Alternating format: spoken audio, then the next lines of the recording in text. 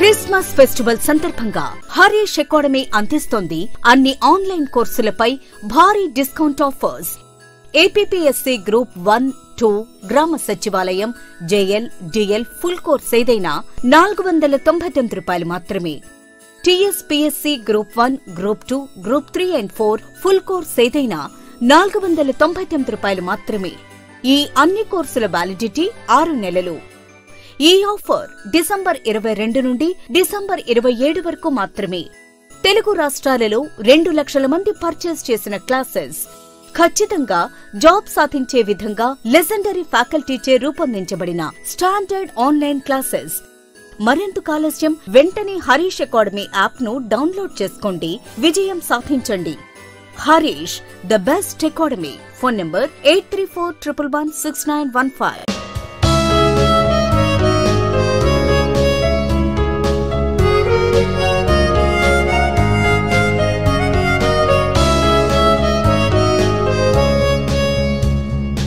Harish, the best academy. Hi everyone. Indian Society APPSC Group 2 ప్రిలిమ్స్లో main సబ్జెక్టుగా ఉన్నటువంటి Indian society 30 మార్కుల కంటెంట్తో ఉంది. ఇందులో మొత్తంగా 3 యూనిట్స్ ఉన్నాయి. మరి ఈ 3 యూనిట్స్లో ఉన్నటువంటి సిలబస్ గురించి మీ అందరికీ ఇప్పటికీ తెలిసి ఉంటుంది. అయితే ఒకసారి ఇందులో మనం చదవాల్సినటువంటి ముఖ్యమైనటువంటి అంశాలు ఏమిటి, ఏ విధంగా ఈ సబ్జెక్ట్లో మనం స్కోర్ చేయడానికి అవకాశం ఉంటుంది, వాటన్నిటి గురించి తెలుసుకునే ప్రయత్నం చేద్దాం. ఓకే, సో ముందుగా ఇందులో మనకు భారతీయ సమాజ నిర్మాణము, social structure of the Indian society అని చెప్పేసి ఫస్ట్ యూనిట్ అనేటువంటిది ఉంది. అనగా మన భారతీయ సమాజంలో ప్రధానమైనటువంటి లక్షణాలు ఏమిటి, సో అందులో ఉన్నటువంటి కుటుంబ వ్యవస్థ కానీ, కుల వ్యవస్థ కానీ, మరియు భారతీయ సమాజంలో వివాహ వ్యవస్థకు ఉన్నటువంటి ప్రాధాన్యత కానీ, వీటన్నిటి గురించి మనకి ఈ సిలబస్లో ఈ యూనిట్ కింద ఇవ్వడం అనేటువంటి జరిగింది. ఓకేనా. ముందుగా ఇండియన్ సొసైటీ అంటేనే ఒక ప్రాచీన సాంప్రదాయ సమాజంగా మనం పేర్కొంటాం. భారతీయ సమాజం ఆధునిక కాలంలో అనేక మార్పులకు లోనైనప్పటికీ కూడా ఈ సాంప్రదాయాలు అనేటువంటివి సనాతన ధర్మంగా అనాది కాలంగా కొనసాగడం అనేటువంటి జరుగుతుంది. ముఖ్యంగా కుల వ్యవస్థ తీసుకున్నట్లయితే టెక్నాలజీ యుగంలో కూడా మనకు కుల వ్యవస్థ ఇంకా ప్రాధాన్యత కలిగి ఉంది అంటే భారతీయ సమాజం సాంప్రదాయ సమాజం. ఆ సాంప్రదాయ సామాజిక నిర్మాణంలో భాగమైనటువంటి అంశాలన్నీ కూడా కాలాలు మారినా కూడా వాటి యొక్క ప్రభావం అనేటువంటిది ప్రజలపైన కనిపిస్తూ ఉంది. మరి ఆ విధంగా మన భారతీయ సమాజం గురించి ప్రాచీన అధ్యయనాలను తీసుకున్నట్లయితే ముఖ్యంగా ఇతర దేశాలకు సంబంధించినటువంటి సోషియాలజిస్టులు, ఇండియన్ సోషియాలజిస్టులు భారతీయ సమాజం పైన చేసినటువంటి అధ్యయనాలు, ఆ అధ్యయనాల ద్వారా భారతీయ సమాజం యొక్క ముఖ్య లక్షణాలు ఏమిటి, వాటన్నిటి అంశాలు కూడా ఇందులో మనం తెలుసుకునే ప్రయత్నం చేస్తాం. సో ఇక్కడ మనం తీసుకుంటే కుటుంబము అంటాం, కుటుంబ వ్యవస్థ. సమాజము అన్నప్పుడు కొన్ని సామాజిక సంస్థలతో కూడి ఉంటుంది అనేది మనందరికీ తెలిసిందే. ఓకేనా. సొసైటీ అనేటువంటిది సోషల్ ఇన్స్టిట్యూషన్స్ యొక్క కాంప్లెక్స్గా ఉంటుంది. ఆ సోషల్ ఇన్స్టిట్యూషన్స్లో marriage, family, religion, caste system, kinship, అదేవిధంగా ఇతర ఎడ్యుకేషనల్, పొలిటికల్, ఎకానమికల్ ఇన్స్టిట్యూషన్స్ అన్నీ కూడా మనకు ఈ సోషల్ ఇన్స్టిట్యూషన్స్గా సొసైటీలో పేర్కొంటాం. అన్ని సోషల్ ఇన్స్టిట్యూషన్లకు మూలంగా మరియు ప్రాథమిక ప్రమాణంగా పరిమిత పరిమాణంగా ఉన్నటువంటి సామాజిక సంస్థ ఏది అంటే కుటుంబము. భారతీయ సమాజంలో కుటుంబ వ్యవస్థ అనేటువంటిది చాలా దృఢంగా ఉంది. అందుకే ఈ సమాజము సాంప్రదాయ సమాజంగా కొనసాగడానికి కారణమవుతుంది. ఈ కుటుంబ వ్యవస్థ కూడా ఉమ్మడి కుటుంబ వ్యవస్థ. ఎందుకంటే భారతీయ సమాజము గ్రామీణ సమాజం. ఈ గ్రామీణ సమాజంలో ఉమ్మడి కుటుంబ వ్యవస్థ అనేటువంటిది ప్రధానమైనటువంటి దానిగా ఉంది. ఈ ఉమ్మడి కుటుంబ వ్యవస్థ అనేటువంటిది ఇప్పటికీ కొనసాగుతుంది. కొంత మార్పులకు లోనైనప్పటికీ కూడా ఉమ్మడి కుటుంబ వ్యవస్థ అనేటువంటిది కొనసాగుతుంది. మరి ఇక్కడ కుటుంబం అనేటువంటి టాపిక్లో సో కుటుంబం యొక్క లక్షణాలు ఏమిటి, కుటుంబం యొక్క రకాలు ఏ విధంగా ఉంటాయి, కుటుంబాన్ని ఎన్ని రకాలుగా క్లాసిఫికేషన్ చేయొచ్చు అనేటువంటి అంశాలు మనం తెలుసుకోవడం జరుగుతుంది. వివాహ ప్రాతిపాదికగా కుటుంబాలు రకాలు అంటే మనకు ఏకవివాహ కుటుంబం, బహువివాహ కుటుంబం అని చెప్పేసి, అదేవిధంగా తరాల సంఖ్యను బట్టి కుటుంబాలు రకాలు అన్నప్పుడు మనకు ప్రాథమిక కుటుంబము, సమిష్టి కుటుంబము అని చెప్పేసి అంటాం. ఇక యాజమాన్యాన్ని బట్టి కుటుంబాలు రకాలు అన్నప్పుడు మాతృస్వామిక కుటుంబ వ్యవస్థ, పితృస్వామిక కుటుంబ వ్యవస్థ అనేటువంటి పేర్లతో మనం పేర్కొనడం జరుగుతుంది. ఈ విధంగా కుటుంబాలు, వాటి యొక్క రకాలు, అదేవిధంగా కుటుంబం నిర్వర్తించేటువంటి విధులు ఏమిటి, ప్రస్తుతం ఆధునిక కాలంలో కుటుంబంలో వస్తున్నటువంటి మార్పులు ఏమిటి అనేటువంటివన్నీ కూడా మనం తెలుసుకునే ప్రయత్నం చేస్తాం. సో ఇక్కడ అంతర్జాతీయ కుటుంబ దినోత్సవంగా మనం మే 15వ తేదీని పేర్కొనడం జరుగుతుంది. ఓకేనా? సో మరి ఈ కుటుంబ వ్యవస్థకు ఉన్నటువంటి ఇంపార్టెన్స్ను దృష్టిలో పెట్టుకొని ప్రస్తుత కాలంలో కుటుంబ వ్యవస్థలో వస్తున్నటువంటి మార్పులు, వాటి వల్ల ఎదురవుతున్నటువంటి సామాజిక సమస్యలు ఏమిటి అనేటువంటిది కూడా మనం తెలుసుకోవాల్సినటువంటి అవసరం ఉంది. ఓకేనా? తర్వాత నెక్స్ట్ టాపిక్ వచ్చేసి మనకు వివాహ వ్యవస్థ. భారతీయ సమాజంలో కుటుంబ వ్యవస్థ దృఢంగా ఉండడానికి ప్రధాన కారణం కుటుంబ వ్యవస్థకు ప్రాతిపదిక వివాహము. సో వివాహ బంధము అనేటువంటిది ఒక పవిత్రమైనటువంటి బంధంగా ఇక్కడ పేర్కొనబడుతుంది. కాబట్టి సో వివాహాన్ని ఆధారంగానే కుటుంబ వ్యవస్థ అనేటువంటిది, కుటుంబ వ్యవస్థకు ప్రాతిపదికగా వివాహం అనేటువంటిది ఉంది. కాబట్టి సో ఈ కుటుంబ వ్యవస్థ స్ట్రాంగ్గా ఉండడానికి కారణమవుతుంది. ఇతర యూరప్ సమాజం కానీ మరియు ఇతర పాశ్చాత్య సమాజాలలో మనం తీసుకున్నట్లయితే కుటుంబ వ్యవస్థ భారతీయ సమాజంలో ఉన్నంత స్ట్రాంగ్గా కనిపించదు. దానికి కారణం ఏంటంటే అక్కడ ఉన్నటువంటి వివాహ వ్యవస్థ యొక్క అంశాలే దానికి కారణము. భారతీయ సమాజంలో అది ఇస్లాం మతమైన, హైందవ మతమైన, బౌద్ధ జైన మతమైన, సిక్కు మతమైన, క్రైస్తవ మతమైన ఏదైనా కూడా వివాహం అనేటువంటిది ఒక పవిత్రమైనటువంటి బంధంగా, ఒక మతపరమైనటువంటి సంస్కారంగా, ఒక ధర్మసమ్మతమైనటువంటి దానిగా పేర్కొనడం జరిగింది. మరి ఈ వివాహ వ్యవస్థకు సంబంధించినటువంటి అంశాలు మనం ఇందులో తెలుసుకోవడం జరుగుతుంది. సో వివాహం యొక్క ఆదర్శాలు ఏమిటి, ముఖ్యంగా హైందవ మతం ప్రకారం వివాహం యొక్క ఆదర్శాలు ఏమిటి అని అన్నప్పుడు మనకు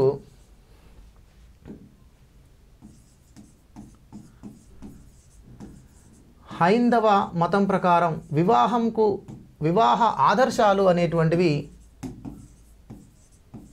హైందవ మతం ప్రకారం వివాహ ఆదర్శాలు అని అంటే వివాహం ఒక పవిత్ర బంధమని, ఇది ఒక ధర్మసమ్మతమైనటువంటిదని, ఇది ఒడంబడికనే కాదు ఒక ధర్మసమ్మతమైనదని, తర్వాత వివాహానికి ముందు పాతివ్రత్యం అత్యంత ముఖ్యమైనటువంటిదని, వివాహం జన్మజన్మల బంధమని, వివాహము దృఢమైనది కాబట్టి విడాకులకు అవకాశం లేదు అని. సో ఈ రకంగా మనకు హైందవ మతంలో వివాహానికి ప్రధానమైనటువంటి స్థానం అనేటువంటిది కల్పించడం జరిగింది. మరి ఈ వివాహ రకాలు కనుక మనం తీసుకున్నట్లయితే ఇక్కడ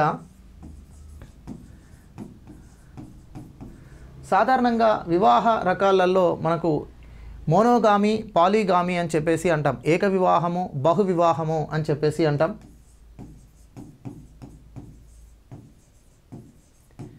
ఏక వివాహము, బహు వివాహము. సో దీన్ని మనము మోనోగామి అని చెప్పేసి అంటాం. ఇది పాలీగామీగా పేర్కొనడం జరుగుతుంది. పాలీగామి అని చెప్పేసి అంటాం. ఏక వివాహము మళ్ళీ 2 రకాలుగా పేర్కొంటాం. ఏకకాలపు ఏక వివాహము మరియు జీవితకాలపు ఏక వివాహము అంటాం. సో భారతదేశంలో ప్రాచీన కాలంలో మనకు జీవితకాలపు ఏక వివాహం ఉండేది. అంటే జీవితంలో ఒక వ్యక్తి మాత్రమే తన యొక్క సహధర్మచారిణిగా మరియు సహభాగస్వామిగా ఉండడం అనేటువంటి జరిగేది.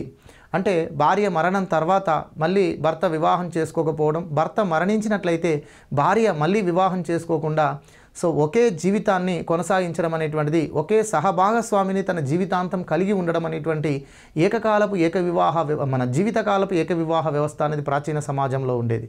అయితే భారతదేశంలో ఇప్పుడు ఏక వివాహ వ్యవస్థ ఉంది, కానీ జీవితకాలపు ఏక వివాహ వ్యవస్థ కాకుండా ఏకకాలపు ఏక వివాహ వ్యవస్థ అనేటువంటిది కొనసాగుతుంది.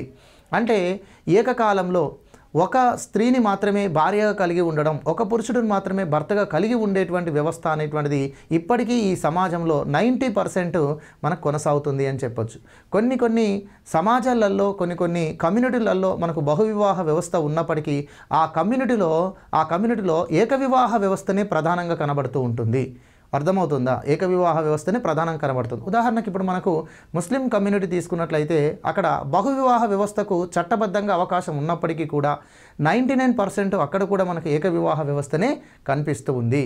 అలా ఉండడానికి కారణం ఏంటంటే ఈ సమాజంలో కుటుంబ వ్యవస్థ అనేటువంటిది వివాహ ప్రాతిపదికగా ఏర్పడింది. కాబట్టి ఏక వివాహ వ్యవస్థ వల్లనే కుటుంబ వ్యవస్థ అనేటువంటిది దృఢంగా ఉంటుంది. కుటుంబ వ్యవస్థ అనేటువంటిది ఒక వివాహ బంధం శాశ్వత బంధంగా ఉన్నప్పుడే కుటుంబ వ్యవస్థ అనేటువంటిది సక్రమంగా తన విధి ధర్మాన్ని నిర్వర్తించడం జరుగుతుంది. సో కాబట్టి ఇక్కడ భారతీయ సమాజంలో ఏక వివాహ వ్యవస్థ అనేటువంటిది మనకు ప్రధానమైనటువంటిది కనబడుతుంది. ఏకకాలపు ఏక వివాహ వ్యవస్థ. ఓకేనా. ఒకవేళ భార్య భర్త చనిపోయినట్లయితే వేరే వారిని వివాహం చేసుకోవడం అనేటువంటిది ఇప్పటికీ ఉంది.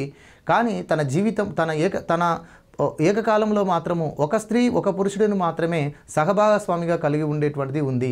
అది హైందవ మతంలో కానీ క్రైస్తవ మతంలో కానీ ఇతర మతాల్లో కానీ మనకు ఏకవివాహ వ్యవస్థనే చట్టబద్ధంగా ఉంది. ఇస్లాం కమ్యూనిటీలలో బహువివాహ వ్యవస్థకు అవకాశం ఉన్నప్పటికీ అది తప్పనిసరి కాదు. అక్కడ కూడా ఎక్కువగా ఏకవివాహ వ్యవస్థనే కనబడుతుంది. ఇక తర్వాత బహువివాహ వ్యవస్థ పాలిగామి అంటాం. సో ఇక్కడ బహుభార్యత్వం అని, బహుభర్తృత్వం అని, బహుభార్య భర్తృత్వం అని ఇలా మనకు 3 రకాలుగా దీన్ని మనం చెప్పొచ్చు. సో బహుభార్యత్వము అంటే పాలిగ్నీ అని చెప్పేసి అంటాం. బహుభర్తృత్వము అంటే పాలియాండ్రీ అని అంటాం. బహుభార్య భర్తృత్వము అంటే పాలిగ్నియాండ్రీ అని చెప్పేసి పేర్కొంటాం. మరి ఇక్కడ బహుభార్యత్వం అంటే ఇప్పుడు మనకు ముస్లిం కమ్యూనిటీలో కానీ కొన్ని గిరిజన సమాజాల్లో కానీ బహుభార్యత్వాన్ని మనం ఇక్కడ చూడవచ్చు. భారతీయ సమాజంలో బహుభర్తృత్వం అనేటువంటిది చాలా రేరుగా కొన్ని గిరిజన తెగలలో తోడా అనేటువంటి ట్రైబ్స్లలో మనం బహుభర్తృత్వం అనేటువంటి వ్యవస్థను చూడవచ్చు. అదేవిధంగా బహుభార్య భర్తృత్వం అనేటువంటిది కూడా తోడా అనేటువంటి గిరిజన తెగలలో తోడా అనే ట్రైబ్లో మనకు బహుభార్య భర్తృత్వం అనేటువంటి వ్యవస్థ కూడా ఉంది. అంటే ఒక స్త్రీ ఒకరికంటే ఎక్కువ మంది పురుషులను భర్తలుగా కలిగి ఉండడం, ఒక పురుషుడు ఒకరికంటే ఎక్కువ మంది స్త్రీలను భార్యలుగా ఉండే వ్యవస్థని మనం బహుభార్య భర్తృత్వం అంటాము. అది మనకు ఈ గిరిజన తెగలలో తోడా అనే ట్రైబు తమిళనాడు మొదలైన రాష్ట్రాల్లో, తమిళనాడు కర్ణాటక మొదలైన రాష్ట్రాల్లో నీలగిరి కొండ ప్రాంతాలలో ఈ తోడా అనే ట్రైబ్స్ వాళ్ళు ఉంటారు. వీరు పాండవ వంశానికి చెందిన వారిగా భావించబడతారు. సో కాబట్టి అందులో అన్నదమ్ములలో ఎవరైనా ఒకరు వివాహం చేసుకుంటే ఆ స్త్రీ ఆ వ్యక్తికి మాత్రమే కాకుండా వారి యొక్క సోదరులకు కూడా భార్యగా భావించడం అనేటువంటిది జరుగుతుంది. సో ఈ రకమైనటువంటి ఒక ప్రాచీన సాంప్రదాయాన్ని వాళ్ళు కొనసాగిస్తుండడం వల్ల ఇక్కడ బహుభార్య భర్తృత్వానికి అవకాశం అనేటువంటిది ఏర్పడుతుంది. ఇక తర్వాత వివాహాలలో మనం ఇంకా తీసుకున్నట్లయితే అంతర్వివాహ వ్యవస్థ, బహువివాహ వ్యవస్థ అనేటువంటిది మనకు బాహ్య వివాహ వ్యవస్థ అనేటువంటిది ఉంటుంది. అంతర్వివాహ వ్యవస్థ అంటే మనం దాన్ని ఎండోగామి అని అంటాం. అంతర్వివాహము, బాహ్య వివాహము అని చెప్పేసి అంటాం. అంతర్వివాహం అంటే ఎండోగామి, బాహ్య వివాహం అంటే ఎక్సోగామి అని చెప్పేసి అంటున్నాం. ఎండోగామి అని అంటే ఒకే సముదాయంలోని వ్యక్తులు, ఒక సముదాయంలోని వ్యక్తులు ఆ సముదాయంలోని వ్యక్తులను మాత్రమే వివాహం చేసుకోవాలనేటువంటి ఒక నియమాన్ని కలిగి ఉండడాన్ని మనం అంతర్వివాహ నియమం అంటాము. ఒక సముదాయంలోని వ్యక్తులు ఆ సముదాయంలోని వ్యక్తులనే కాకుండా వేరే సముదాయంలోని వ్యక్తులను కూడా వివాహం చేసుకోవడానికి వెసులుబాటు ఉన్నట్లయితే దాన్ని బాహ్య వివాహ వ్యవస్థ కలిగిన సముదాయము అంటాం. ఉదాహరణకు భారత సమాజంలో మనకు కుల వ్యవస్థ అనేటువంటి దానిలో అంతర్వివాహ నియమం అనేటువంటిది ప్రధానమైనటువంటి అంశం. ఓకేనా. సో అందుకనే కుల వ్యవస్థలో మనకు కులాంతర వివాహాలకు అవకాశం అనేటువంటిది ఉండదు. ప్రాచీన కాలంలో ఖచ్చితంగా అంతర్వివాహ వ్యవస్థకే, అంతర్వివాహమే ప్రధానమైనటువంటి లక్షణంగా కుల వ్యవస్థ యొక్క లక్షణం కొనసాగింది. ఇప్పటికీ కూడా ఈ ఆధునిక కాలంలో కూడా మనకు కుల వ్యవస్థ దాదాపుగా అంతర్వివాహ సమూహంగానే కనిపిస్తుంది. ఇక బాహ్య వివాహ వ్యవస్థ అనేటువంటిది మనం ఇదే హైందవ సమాజంలో, ఇదే భారతీయ సమాజంలో గోత్రం విషయంలో మనం చూడొచ్చు. సో గోత్ర విషయంలో స్వగోత్రస్తుల మధ్య వివాహం అనేటువంటిది నిషేధం. ఎందుకంటే వారు రక్త సంబంధీకులుగా భావించబడతారు కాబట్టి. సో ఒక గోత్రానికి చెందినటువంటి వ్యక్తి అదే గోత్రానికి చెందిన వ్యక్తిని కాకుండా వేరే గోత్రానికి చెందినటువంటి వ్యక్తిని వివాహం చేసుకోవాలనేటువంటి ఒక బాహ్య వివాహ నియమం అనేటువంటిది గోత్రం అనేటువంటి విషయంలో చాలా స్పష్టంగా దృఢంగా మనకు కనిపిస్తూ ఉంటుంది. అయితే 1954 ప్రత్యేక వివాహ చట్టం భారత పార్లమెంట్ చేసేంత వరకు ఈ కుల వ్యవస్థలో అంతర్వివాహ నియమం అనేది మరియు గోత్ర విషయంలో బాహ్య వివాహ నియమం అనేటువంటిది తప్పనిసరిగా ఈ సమాజంలో పాటించబడింది. అది పాటించకపోయినట్లయితే దాన్ని నేరంగా భావించడం జరిగింది. ఆనాడు ఆ సమాజంలో ఆ సముదాయాలు కొన్ని పంచాయతీలు, కొన్ని సంఘాలను కలిగి ఉండేవారు. సో ఈ పంచాయతీ సంఘాలు ఈ అంతర్వివాహము బాహ్య వివాహ నియమాన్ని పాటించకపోతే వారిపైన చర్యలు కూడా తీసుకున్నటువంటి రోజులు ఉండేవి. అంతేకాకుండా సమాజం వ్యతిరేకించేది కులాంతర వివాహాలు చేసుకున్నటువంటి వారిని కానీ, మరియు గోత్ర విషయంలో స్వగోత్ర వివాహం ఎవరైతే చేసుకుంటారో, స్వగోత్రస్తులు వివాహం చేసుకుంటారో ఆ దంపతులను కూడా సమాజము వెలివేయడం ఇవన్నీ జరిగేవి. 1954లో ప్రత్యేక వివాహ చట్టం చేసిన తర్వాత అప్పుడు మనకు ఈ కులము, మతము, గోత్రము అనే దాంతో సంబంధం లేకుండా సో వివాహ వయస్సు కలిగిన వ్యక్తులు వివాహ విషయంలో వారి ఇష్టానుసారము కలిగి ఉండవచ్చు. సో కాబట్టి ఇవేవి కూడా ఆటంకం కాదు అని చెప్పేసి, సో వివాహం అనేది వ్యక్తికి సంబంధించింది అటుగా కులాంతర వివాహాలకు, మతాంతర వివాహాలకు మరియు గోత్ర విషయంలో అంతర్ వివాహాలకు అవకాశం కల్పించడం అనేటువంటి జరిగింది 1954 చట్టం ప్రకారం. తర్వాత ఇక మనకు ఈ కుల వ్యవస్థ కంటే ముందు వర్ణ వ్యవస్థ ఉండేది. ఈ వర్ణ వ్యవస్థలో మనకు అంతర్వివాహ నియమంతో పాటు బాహ్య వివాహ నియమం కూడా ఉండేది వర్ణ వ్యవస్థలో. అయితే ఆ బాహ్య వివాహ నియమంలో అనులోమ వివాహానికి మాత్రమే ఎక్కువ అవకాశం ఇచ్చేవారు. ఓకేనా. అనులోమ వివాహము అంటే హైపర్గామి అని అంటాము, ప్రతిలోమ వివాహం అంటే హైపోగామి అంటాం. అంటే ఇక్కడ బ్రాహ్మణ, క్షత్రియ, వైశ్య, శూద్ర అనేటువంటి 4 వర్ణాలలో సో మనకు బ్రాహ్మణ అగ్రవర్ణం వారు, సో ఈ అగ్రవర్ణానికి చెందినటువంటి పురుషుడు వారికంటే దిగువ వర్ణానికి చెందినటువంటి స్త్రీని వివాహం చేసుకోవడమే అనులోమ వివాహంగా చెప్పబడింది. ఇది ఆ వర్ణ సమాజం యాక్సెప్ట్ చేసింది. కానీ ప్రతిలోమ వివాహము దీనికి భిన్నంగా అగ్రవర్ణానికి చెందినటువంటి అమ్మాయి వారికంటే దిగువ వర్ణానికి చెందినటువంటి అబ్బాయిని వివాహం చేసుకోకూడదు, అలా చేసుకుంటే అది ప్రతిలోమ వివాహం. ఆనాడు వర్ణ సమాజం దాన్ని తీవ్రంగా ఖండించింది, వ్యతిరేకించింది. అలాంటి వివాహాలు చేసుకున్నటువంటి వారిని ఆ వర్ణ సమాజం నుంచి వెలివేయడం అనేటువంటిది కూడా జరిగింది.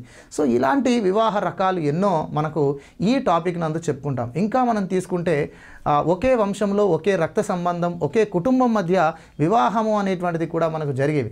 సో వాటిని మనం ప్రిఫరెన్షియల్ మ్యారేజెస్ అని అంటాం. ఈ ప్రిఫరెన్షియల్ మ్యారేజెస్లో కజిన్ మ్యారేజెస్ అని చెప్పేసి మనం చెప్పుకుంటాం.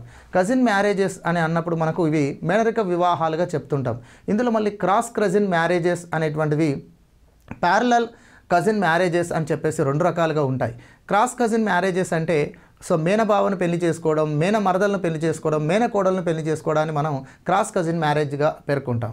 అదే ప్యారలల్ కజిన్ మ్యారేజ్ అంటే పెదనాన్న కొడుకు చిన్నాన్న కూతురిని వివాహం చేసుకునేటువంటి వ్యవస్థను మనం ప్యారలల్ కజిన్ మ్యారేజెస్ అంటాం. ఇవి మనం ముస్లిం సమాజంలో చూడవచ్చు. ఓకేనా.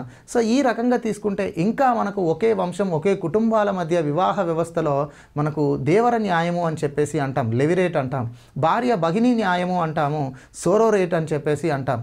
సో అంటే ఏమిటి అంటే భార్య భగిని న్యాయము అంటే భార్య చనిపోతే భార్య యొక్క సోదరుని వివాహం చేసుకునేటువంటి దాన్ని భార్య భగిని న్యాయం అంటాం, సోరోరేట్ అంటాం.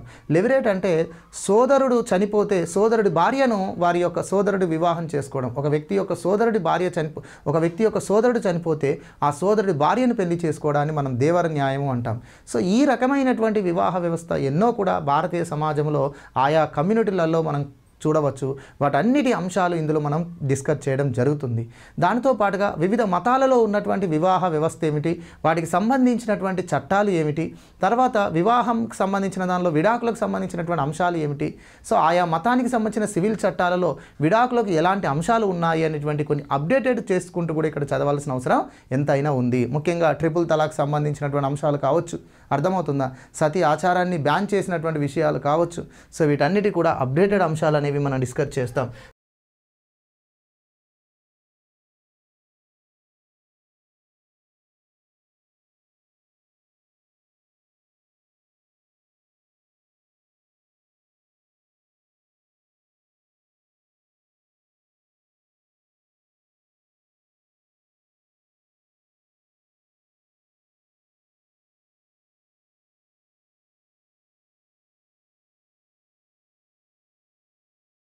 తర్వాత బంధుత్వము దీన్ని మనం కిన్షిప్ అని చెప్పేసి అంటాం.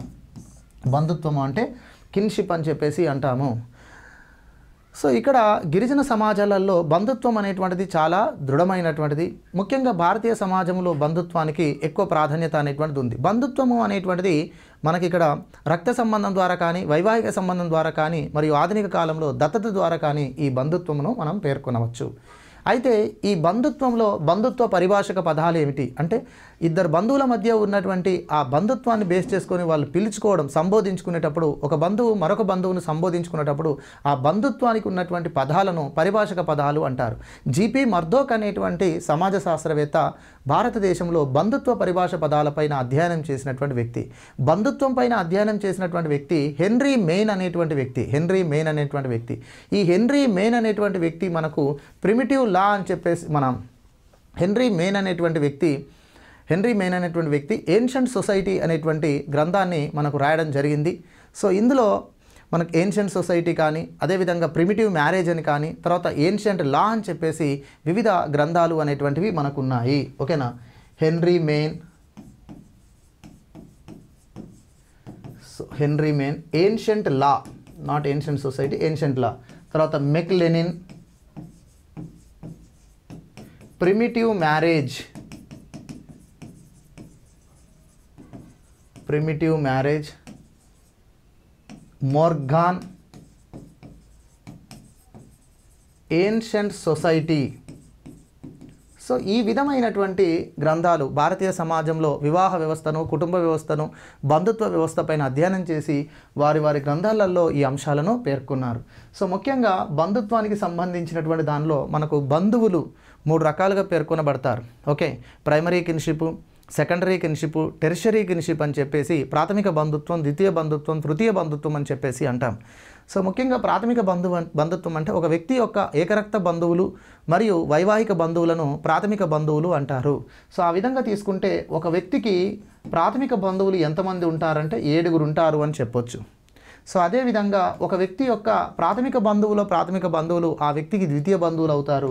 సో ఆ విధంగా ఒక వ్యక్తికి ద్వితీయ బంధువులు 33 మంది ఉంటారు.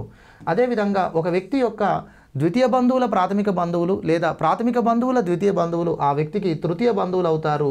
సో ఆ విధంగా తీసుకుంటే 151 మంది ఒక వ్యక్తికి తృతీయ బంధువులు ఉంటారు. సో ఈ విధంగా ఇక్కడ బంధుత్వానికి సంబంధించినటువంటి అంశాలు ఈ టాపిక్లో మనం డిస్కస్ చేస్తాం. దాంతోపాటుగా బంధుత్వ ఆచరణలు, యూసేజ్ ఆఫ్ కిన్షిప్ అని చెప్పేసి అంటాం. సో ఇందులో మనకు ముఖ్యంగా జోకింగ్ రిలేషన్స్ అనేటువంటివి, బంధువుల మధ్య ఉన్నటువంటి ఆచారాలు, అదేవిధంగా అవాయిడెన్స్ అంటే బైదొలుగు నడవడి అనేటువంటి ఒక ఆచారాలు, ఇవి కూడా మనకు బంధుత్వాన్ని బలోపేతం చేయడమే కాకుండా బంధువుల మధ్య అగమ్య గమనాలు ఏర్పడకుండా అవి అవరోధిస్తాయి. అగమ్య గమనాలు అంటే ఒకే కుటుంబంలో బంధువుల మధ్య వివాహేతర బంధం ఏర్పడితే దాన్ని అగమ్య గమనం అంటాం. అగమ్య గమనం వల్ల కుటుంబ వ్యవస్థ విచ్ఛిన్నమవుతుంది. అందుకని భారతీయ సమాజంలో అనాది కాలంగా ఒకే కుటుంబంలోని బంధువుల మధ్య అగమ్య గమన బంధాలు ఏర్పడకుండా ఉండడం కోసం అనేక నిషేధాలను పేర్కొనడం జరిగింది ఆచారబద్ధంగా. సో అందులో ఒకటే వైదొలుగు నడవడి. కాబట్టి ఇలాంటి అగమ్య గమన నిషేధాలనే మనం ఇన్సెస్ట్ ట్యాబు అని చెప్పేసి మనం పేర్కొనడం జరుగుతుంది. వీటన్నిటి గురించి మనం ఈ టాపిక్లో డిస్కస్ చేయడం అనేది ఉంది. నెక్స్ట్, భారతీయ సమాజంలో ఒక విశిష్టమైనటువంటి లక్షణం, భారతీయ సమాజానికి ఉన్నటువంటి ఒక యూనిక్ క్యారెక్టరిస్టిక్ ఏమిటంటే కుల వ్యవస్థ.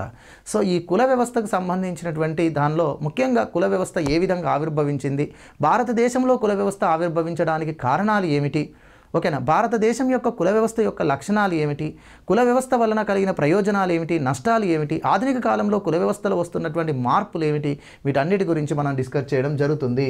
సో ఇక్కడ మనకు వర్ణ వ్యవస్థ అనేటువంటి టాపిక్ ఏదైతే ఉందో ఈ వర్ణ వ్యవస్థ నుంచే కుల వ్యవస్థ అనేటువంటిది వచ్చినట్టుగా మనం పేర్కొంటాం. అయితే వర్ణ వ్యవస్థ, కుల వ్యవస్థ అనేది ప్రస్తుతం రెండూ కూడా భారతీయ సమాజంలో ఉంది. వర్ణ వ్యవస్థ, కుల వ్యవస్థ అనేటువంటి వర్ణ వ్యవస్థ నుంచే కుల వ్యవస్థ వచ్చింది. కానీ కుల వ్యవస్థ ఏర్పడిన తర్వాత వర్ణ వ్యవస్థ అనేది అంతం కాలేదు. ఇప్పటికీ వర్ణ వ్యవస్థ ఉంది, కుల వ్యవస్థ ఉంది. ఈ రెండూ కూడా వేరువేరుగా కొనసాగుతున్నాయి. భారతదేశంలో వర్ణ వ్యవస్థ రావడానికి ప్రధాన కారణము జాతి విభేదం, జాతుల మధ్య విభేదీకరణ. అంటే భారతదేశంలో 2 జాతుల మధ్య విభేదీకరణ వల్ల వర్ణ వ్యవస్థ ఏర్పడితే భారతదేశంలోని ఈ వర్ణ సంకరణ మరియు వృత్తుల వల్ల కుల వ్యవస్థ ఏర్పడింది. అందుకే భారతీయ సమాజాన్ని అధ్యయనం చేసినటువంటి అనేక మంది సోషియాలజిస్టులు, కుల వ్యవస్థ పైన ప్రధానమైనటువంటి వారి యొక్క కుల ఆవిర్భావానికి సంబంధించిన సిద్ధాంతాలను పేర్కొన్నారు.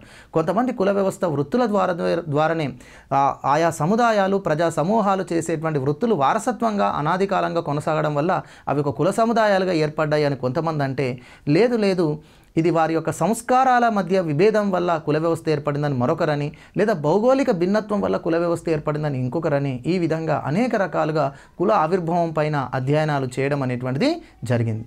దానితో పాటుగా ఈ కుల వ్యవస్థ నుంచి వచ్చినటువంటి అనేక దృగ్విషయాలను కూడా ఇందులో మనం తెలుసుకుంటాం. అంటే డామినెంట్ క్యాస్ట్ అని చెప్పేసి ఎంఎన్ శ్రీనివాస్ చెప్పినటువంటి ఆధిక్య కులము అనేటువంటిది, అంటే కొన్ని గ్రామాలలో, కొన్ని ప్రాంతాలలో ఒకే కుల సముదాయం ఆధిక్యత కలిగి ఉండి ఇతర కులాలపైన డామినేషన్ చేయడం, ఇతర కులాల యొక్క ఆచారాలను, కట్టుబాట్లను ఆ కుల సముదాయం వాళ్ళు నిర్ణయించడం, ఆ కుల సముదాయమే ఆర్థికంగా బలంగా ఉండడం, మరియు ఆర్థిక నియంత్రణ, సామాజిక నియంత్రణ ఆ ప్రాంతంలో ఆ కులానికి ఉండడాన్ని మనం ఆధిక్య కులము అంటాం. డామినెంట్ క్యాస్ట్ ఇన్ రాంపురా అనేటువంటి ఒక ఆర్టికల్లో మనకి కుల వ్యవస్థ గురించి ఎంఎన్ శ్రీనివాస్ అనేటువంటి వ్యక్తి చెప్పాడు, ఆధిక్య కులం గురించి. అదేవిధంగా ఆధిక్య కులంతో పాటుగా ఆధిక్య సామాజిక వర్గం అని, ఆధిక్య వ్యక్తి అని, తర్వాత ఇంకా సాంస్క్రిటైజేషన్ అని, వెస్టర్నైజేషన్ అని, అదేవిధంగా డీసాంస్క్రిటైజేషన్ అని, జజమాని వ్యవస్థ అనేటువంటి ఇవన్నీ కూడా కుల వ్యవస్థ యొక్క దృగ్విషయాలుగా మనం తెలుసుకోవడం జరుగుతుంది.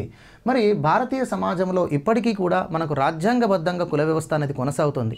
రాజ్యాంగబద్ధంగా కుల వ్యవస్థ కొనసాగుతుందని మనం ఎలా చెప్పగలుగుతున్నాము అని అంటే, సో భారతీయ సమాజంలో చట్టసభల్లో వివిధ సంస్థలలో మనకు కులం ఆధారంగా రిజర్వేషన్స్ అనేటువంటివి కేటాయించడం జరిగింది. సామాజిక వెనుకబడిన వర్గాలు అని చెప్పేసి ఆయా కులాలు అనాది కాలంగా సామాజిక అంతస్తును బేస్ చేసుకొని వాళ్ళు ఆర్థికంగా వెనుకబడి ఉన్నారు కాబట్టి ఆ వెనుకబడిన వర్గాలకు రిజర్వేషన్ అనేటువంటివి మనకి ఇవ్వడంలో కులం అనేటువంటి అంశాన్ని తీసుకోవడం జరుగుతుంది. సో మరి ఈ కుల వ్యవస్థ అనేటువంటిది ప్రస్తుత కాలంలో వస్తున్నటువంటి మార్పులు ఏమిటి, తర్వాత కుల వ్యవస్థలో ఉన్నటువంటి ఈ అన్టచబిలిటీ అనేటువంటిది పోవాలి అంటే, ఓకేనా, కుల వ్యవస్థలో ఈ వివక్షతలు పోవాలంటే, కులాల మధ్య అసమానతలు అనేటువంటివి అంతరాలు అంతమొందించాలి అంటే ఏం చేయాలి అనగా, సో దానికి సంబంధించినటువంటి అనేక అంశాలు కూడా మనకి ఇక్కడ సోషియాలజిస్టులు పేర్కొన్నటువంటివి మనం డిస్కస్ చేస్తాం. ఓకే, కాబట్టి చాలామంది భారతీయ సమాజం యొక్క ప్రత్యేక లక్షణమైన కుల వ్యవస్థను సపోర్ట్ చేస్తూనే కుల వ్యవస్థలో ఉన్నటువంటి లోపాలను విమర్శించడం జరిగింది. కుల వ్యవస్థ యొక్క లోపాలను అరికట్టాలి అని చెప్పేసి సంస్కరణలు రావాలి అన్నారు. హట్టన్ అనేటువంటి వ్యక్తి క్యాస్ట్ ఇన్ ఇండియా అనేటువంటి గ్రంథంలో భారతీయ సమాజంలో కుల వ్యవస్థ అనేటువంటిది అత్యంత అవసరం, ఇది వ్యక్తుల యొక్క ప్రవర్తనను సంపర్కాలను క్రమబద్ధం చేసింది, అయితే కుల వ్యవస్థలో కొన్ని సంస్కరణలు రావాల్సిన అవసరం మాత్రం ఉంది అని చెప్పేసి పేర్కొనడం జరిగింది. తర్వాత తెగలు, ట్రైబ్స్. సో ఆదిమ సంస్కృతిని కొనసాగిస్తూ ప్రస్తుత సమాజానికి మూలవాసులుగా ఒక గిరిజనులను మనం పేర్కొనడం జరుగుతుంది. సో భారతదేశంలో దాదాపుగా 730 గిరిజన తెగలు అనేటువంటివి ఇప్పుడు ఉన్నాయి. సో ఇందులో కొన్ని ఆదివాసీ తెగలు అనేటువంటివి కూడా మనం పేర్కొంటాం. 75 ఆదివాసీ తెగలు ఉన్నాయి. ఆ ఆదివాసీ తెగలనే పర్టికులర్లీ వల్నరేబుల్ ట్రైబల్ గ్రూప్స్ అంటాం. సో ఇక్కడ మనం షెడ్యూల్ ట్రైబ్స్లో పర్టికులర్లీ వల్నరేబుల్ ట్రైబల్ గ్రూప్స్ అని చెప్పేసి 2 రకాలుగా మనం క్లాసిఫై చేస్తాం. దీనికి కారణం ఏమిటి అంటే, ఆర్థికంగా వెనుకబడినటువంటి వర్గాలు భిన్నమైనటువంటి సంస్కృతిని కలిగి ఆదిమ జీవన విధానాన్ని కొనసాగిస్తున్నటువంటి వారిని మనం షెడ్యూల్ ట్రైబ్స్ అంటే, ఈ షెడ్యూల్ ట్రైబ్స్లో అత్యంత ఆర్థిక వెనుకబాటుతనానికి గురై అల్పసంఖ్యాకులుగా ఉన్నటువంటి వారు, తక్కువ జనాభా కలిగినటువంటి వారు, నాగరికతకు దూరంగా ఉన్నటువంటి వారు, కనీస సౌకర్యాలు కూడా పొందకుండా ఆదిమ జీవితం గడుపుతున్నటువంటి సముదాయాలను మనము పర్టికులర్లీ వల్నరేబుల్ ట్రైబల్ గ్రూప్స్ అంటాం. సో ఇవి భారతదేశంలో 75 వరకు ఉన్నాయి.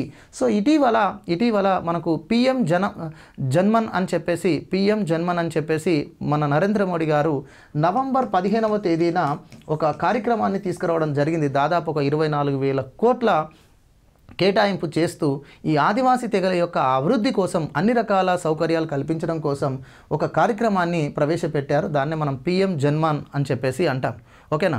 సో అదేవిధంగా నవంబర్ 15వ తేదీని జనజాతీయ గౌరవ దివాస్ అని చెప్పేసి కూడా బిర్సా ముండా గారి యొక్క జయంతి సందర్భంగా నవంబర్ 15ను పురస్కరించుకొని ఆ కార్యక్రమాన్ని కూడా చేయడం జరుగుతుంది. సో మరి ఈ గిరిజన తెగలలో వివాహ వ్యవస్థ ఏ విధంగా ఉంది, కుటుంబ వ్యవస్థ ఏ విధంగా ఉంది, మత వ్యవస్థ ఏ విధంగా ఉంది, వీటన్నిటి అంశాలు కూడా ఇందులో డిస్కస్ చేయాల్సి ఉంటుంది. ఇవన్నీ కూడా మనం గుర్తుంచుకోవాలి. తర్వాత ఎథెన్సిటీ అని చెప్పేసి జాతి అనేటువంటిది ఒక ప్రత్యేకమైనటువంటి భావన అనేటువంటిది కూడా మనకు భారతీయ సమాజంలో ఉంది. వాటికి సంబంధించిన అంశాలు ఇందులో తెలుసుకుంటాం. తర్వాత మతము అనేటువంటిది మన అందరికీ తెలుసు. భారతీయ సమాజం ఒక భిన్న మతాల యొక్క సమాహారం అనేటువంటిది. సో కాబట్టి ఈ మత భిన్నత్వం ఏర్పడడానికి కారణం అనాది కాలంగా వలసలు అనేటువంటివి ప్రధాన కారణంగా ఉన్నాయి. సో భారతదేశంలో ప్రధానంగా హిందువులు మెజారిటీలుగా ఉన్నారు, ఇతర మతాల ప్రజలు మైనారిటీలుగా ఉన్నారు. మైనారిటీలలో మెజారిటీ ఎక్కువ పాపులేషన్ ముస్లిం పాపులేషన్ అనేటువంటిది ఉంటుంది. సో మతానికి సంబంధించిన దానిలో ఆయా మతానికి సంబంధించినటువంటి ప్రధాన అంశాలతో పాటు ఆయా మతాలలో ఉన్నటువంటి వివాహ, కుటుంబ, కుల వ్యవస్థల గురించి మనం పేర్కొనడం జరుగుతుంది. సో తర్వాత మహిళలు అనేటువంటిది కూడా ఈ టాపిక్లో మనం తెలుసుకోవాల్సినటువంటి అంశం. ఈ మహిళలు అనేటువంటి టాపిక్ ఏమిటి అంటే, ముఖ్యంగా భారతీయ సమాజంలో సామాజికంగా ఆర్థికంగా వెనుకబడినటువంటి వర్గంగా మహిళలను పేర్కొంటాం. సో కాబట్టి ఈ కుల వ్యవస్థ వల్ల కావచ్చు, భారతదేశంలో ఉన్నటువంటి ఆచార వ్యవహారాల వల్ల కావచ్చు, కట్టుబాట్ల వల్ల కావచ్చు, మేల్ డామినేషన్ సొసైటీ వల్ల కావచ్చు, సో మహిళల యొక్క సామాజిక ఆర్థిక అంతస్తు అనేటువంటిది తక్కువగా ఉండింది. సో దానివల్ల సామాజిక ఆర్థిక వెనుకబాటుతనం, విద్యాపరమైనటువంటి వెనుకబాటుతనానికి గురి కావడం జరిగింది. సో మరి ఈ వెనుకబాటుతనానికి కారణాలను పేర్కొంటూ మహిళల యొక్క అభ్యున్నతి కోసం, మహిళా సాధికారత కోసం ప్రస్తుతం రాజ్యాంగంలో ఉన్నటువంటి రక్షణలు ఏమిటి, మరియు చట్టబద్ధమైన హక్కులు ఏమిటి, ఎలాంటి కార్యక్రమాలు చేయబడ్డాయి అనేటువంటిది కూడా మనం ఇందులో తెలుసుకుంటాం. సో ముఖ్యంగా హైందవ మతంలో మహిళల యొక్క అంతస్తు ఏ విధంగా ఉండేది, అందులో ఋగ్వేద కాలం ఏ విధంగా ఉంది, స్మృతుల కాలంలో ఏ విధంగా ఉంది, ఇతిహాసాల కాలంలో ఏ విధంగా ఉంది, తర్వాత ఇతర మతాలలో మహిళల యొక్క అంతస్తు ఏ విధంగా ఉంది, ఇలా ఒక్కొక్క మతంలో మహిళల యొక్క అంతస్తు ప్రాచీన కాలం, మధ్యయుగము, ఆధునిక కాలంలో ఎలా ఉంది అనేటువంటి తెలుసుకుంటూ ప్రస్తుతం మహిళల యొక్క అంతస్తును అభ్యున్నతిని పెంపొందించడం కోసము ఏ విధమైనటువంటి చర్యలు చేపట్టబడుతున్నాయి అనేటువంటివి ఇందులో మనం తెలుసుకోవాల్సిన అంశాలు. ఇక సెకండ్ యూనిట్గా మనకు సామాజిక సమస్యలు అనేటువంటి టాపిక్ ఉంటుంది. సామాజిక సమస్యలు అనేటువంటి సెకండ్ యూనిట్లో అనేక టాపిక్స్ ఉన్నాయి. ఇందులో మనకు సోషల్ ఇష్యూస్.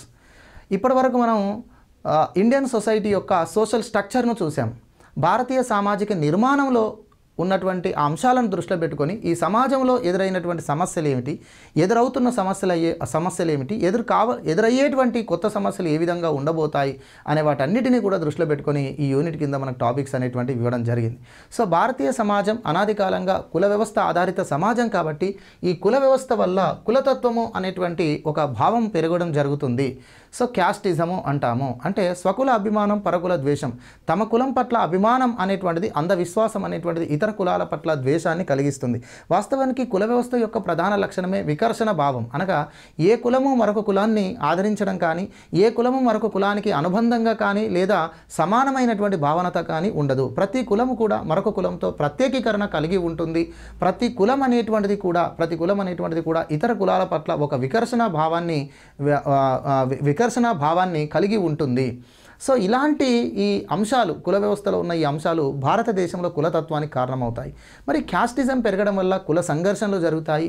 అంతేకాకుండా ఇది జాతి ఐక్యతకు, దేశ అభివృద్ధికి అవరోధంగా కూడా మారేటువంటి అవకాశం ఉంటుంది. ఓకేనా? దీనివల్ల కులతత్వం వల్ల మహిళల యొక్క వెనుకబాటుతనం కూడా కారణమవుతూ ఉంటుంది. సో కాబట్టి కులతత్వం వల్ల కలిగే నష్టాలు ఏమిటి, సో మరి కులతత్వాన్ని నిర్మూలించాలంటే ఎలాంటి చర్యలు తీసుకోవాలి, వీటన్నిటి గురించి కూడా ఇందులో మనం తెలుసుకోవడం జరుగుతుంది. తర్వాత కమ్యూనలిజం, మతతత్వము అని చెప్పేసి అంటాం.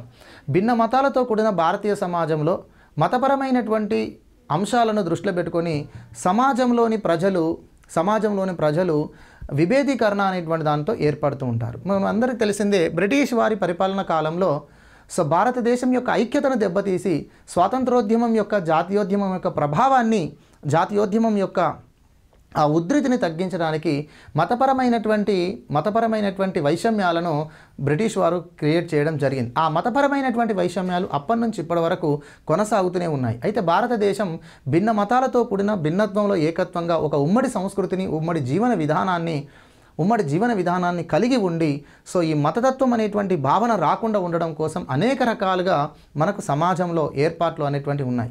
అయితే ఇటీవల మళ్ళీ రాజకీయంగా తీసుకున్నట్లయితే సో అధికారం కోసం ఓట్ బ్యాంకింగ్ కోసము మతపరమైనటువంటి వైషమ్యాలు తీసుకురావడం, మతపరంగా ఓటు హక్కును మతపరంగా ఎన్నికల్లో మతపరమైనటువంటి అంశాలను దృష్టిలో పెట్టుకుని ఎన్నికల్లో ప్రచారం చేయడం, ఓట్లు అడగడం, ఇవన్నీ కూడా జరుగుతూ ఉన్నాయి. మరి ఈ దృష్ట్యా మతతత్వం అనేటువంటి భావన పెరిగినట్లయితే, మత ఛాందస్తవాదం పెరిగినట్లయితే మరి భారతదేశంలో అది మత వైషమ్యాలకు దారితీసి భారతదేశ ఐక్యతను దెబ్బతీసేటువంటి అవకాశం ఉంటుంది. 1940వ దశాబ్దంలో జాతీయోద్యమం ఉధృత స్థాయిలో కొనసాగుతున్నప్పుడు సో మతపరమైనటువంటి వైషమ్యాలు బ్రిటిష్ వారు తీసుకురావడం వల్ల డివైడ్ అండ్ రూల్ అనే పాలసీలో భాగంగా మతపరంగా నియోజకవర్గాలను కేటాయిస్తూ మతపరంగా ప్రత్యేక హక్కులను కల్పించడం వల్ల 1940వ దశాబ్దంలో సో భారతదేశంలో విభజనవాదం అనేటువంటిది వచ్చింది. సో ఆ విభజనవాదమే 1947 స్వాతంత్ర్యంతో పాటుగా 2 దేశాలుగా విడిపోవడానికి కారణమైంది. సో ఈ 2 దేశాలుగా విడిపోయిన తర్వాత భారతదేశం ఒక సెక్యులర్ కంట్రీగా ఉంటూ సో ఐక్యతా భావాన్ని తీసుకురావడం కోసం మన రాజ్యాంగ నిర్మాణం, ఆ విధమైనటువంటి పరిపాలన వ్యవస్థను మనం ఏర్పాటు చేసుకున్నాం. అయితే అలాంటి రాజ్యాంగ నిర్మాణంలో పరిపాలన వ్యవస్థ అనేటువంటిది సమర్థవంతంగా నిర్వహిస్తున్నప్పుడు అధికారం అనేటువంటి దానిలో భాగంగా అధికారాన్ని సుస్థిరం చేసుకోవడం కోసము సో ఇక్కడ మతపరమైనటువంటి వైషమ్యాలను ప్రస్తుతం ఉన్నటువంటి వ్యవస్థలో పాలకులే క్రియేట్ చేయడం అనేటువంటి జరుగుతుంది. కాబట్టి వీటన్నిటిని దృష్టిలో పెట్టుకొని మరి రాబోయే కాలంలో ఈ మత ఛాందస్తవాదం కనుక పెరిగినట్లయితే, మతతత్వం అనే భావాన్ని కనుక మనం నియంత్రణ చేయకపోతే భారతదేశంలో ఎదురయ్యే సమస్యలు ఏమిటి, మరి అలాంటి మతతత్వాన్ని, మత ఛాందస్తవాదాన్ని నిర్మూలించాలంటే ఎలాంటి చర్యలు చేపట్టాలి అనేటువంటిది ఈ టాపిక్లో మనం తెలుసుకోవడం జరుగుతుంది. సో ప్రాంతీయీకరణ, రీజనలిజము అని చెప్పేసి అంటాం. ప్రాంతీయీకరణ, భారతదేశము ఒక అఖండ భారతదేశం అంటాం, అంటే ఒక ఉపఖండంగా దాన్ని పోల్చుకుంటాం. ఎందుకంటే సువిశాలమైనటువంటి భూభాగంతో పాటుగా భౌగోళిక భిన్నత్వాన్ని కలిగి ఉండి దీన్ని ఒక ఉపఖండంగా పేర్కొంటాం. మరి ఇలాంటి ఉపఖండంలో భౌగోళిక భిన్నత్వం వల్ల ఆయా ప్రాంతాలు అనాది కాలంగా ఆ ప్రాంతాలలో ఉన్న ఆచారాల ప్రకారం కానీ, ఆ ప్రాంతాలలో ఉన్న ప్రజల జీవన విధానం కానీ, ఆ ప్రాంతాలలో ఉన్న ఆర్థిక వనరులు వెనుకబడతానని దృష్టిలో పెట్టుకొని ప్రాంతీయకరణ అనే భావం ఏర్పడింది. ముఖ్యంగా భారతదేశంలో ప్రాచీన కాలం నుంచి వేల సంవత్సరాల నుంచి ఉత్తర భారతదేశం, దక్షిణ భారతదేశం అనేటువంటి ఒక విభేదీకరణ, ప్రాంతీయకరణ అనేటువంటిది మనకు కనబడుతుంది. సో దక్షిణ భారతీయులు, ఉత్తర భారతీయులు అనేటువంటిది. సో ఉత్తర భారతీయులు దక్షిణ భారతదేశం పైన, దక్షిణ భారతీయుల పైన వివక్షత చూపుతారని, సో భారతదేశంలో ఉత్తర భారతదేశం అభివృద్ధి చెందినంతగా దక్షిణ భారతదేశం అభివృద్ధి చెందలేదని, ఉత్తర భారతదేశం ఏ స్థాయిలో అభివృద్ధి చెందుతూ ఉంటుందో ఆ మేరకు దక్షిణ భారతదేశం అభివృద్ధికి వెనుకబడిపోతూ ఉంటుందనేటువంటి ఒక భావన మనకు ప్రాచీన కాలం నుంచి కూడా వచ్చింది. దాని తర్వాత మళ్ళీ ఈశాన్య భారతదేశం అని, సో ఈ విధంగా మనకు వాయవ్య భారతదేశం అని, ఈ విధంగా మధ్య భారతదేశం అనేటువంటి ఒక ప్రాంతీయకరణ భావం ఏర్పడింది. మరి ఈ ప్రాంతీయకరణ భావం ఏర్పడినప్పుడు ఇది దేశ ఐక్యతను దెబ్బతీస్తుంది. అందుకనే భారతదేశము ఒక సమాఖ్య దేశంగా ఉండాలి, దేశం ఐక్యంగా ఉండాలి, మరియు అన్ని ప్రాంతాల యొక్క ప్రయోజనాలు కాపాడబడాలి అనే ఉద్దేశంతో మన రాజ్యాంగం ఒక సమాఖ్య లక్షణాలతో నిర్మించబడింది. అయితే ఈ సమాఖ్య లక్షణాలను దృష్టిలో పెట్టుకొని రాష్ట్రాల ఏర్పాటు కానీ, కేంద్రపాలిత ప్రాంతాల యొక్క ఏర్పాటు కానీ మనం చేస్తున్నాం. అయితే ఈ ప్రాంతీయకరణలో ఉపప్రాంతీయకరణతో పాటుగా వేర్పాటువాదం అనేటువంటిది కూడా మనకు కనిపిస్తుంది. అయితే ఉపప్రాంతీయతత్వం వల్ల మనకు రాష్ట్రాల ఏర్పాటు వల్ల కానీ, లేదా ప్రత్యేక కేంద్రపాలిత ప్రాంతాలను ఏర్పాటు చేయడం వల్ల కానీ కొంతవరకు తగ్గించవచ్చు. కానీ వేర్పాటువాదం, సెపరేటిజం, ప్రాంతీయకరణ వల్ల సెపరేటిజం పెరిగినట్లయితే అది దేశంలో విద్రోహ శక్తులను పెంచినట్టు అవుతుంది.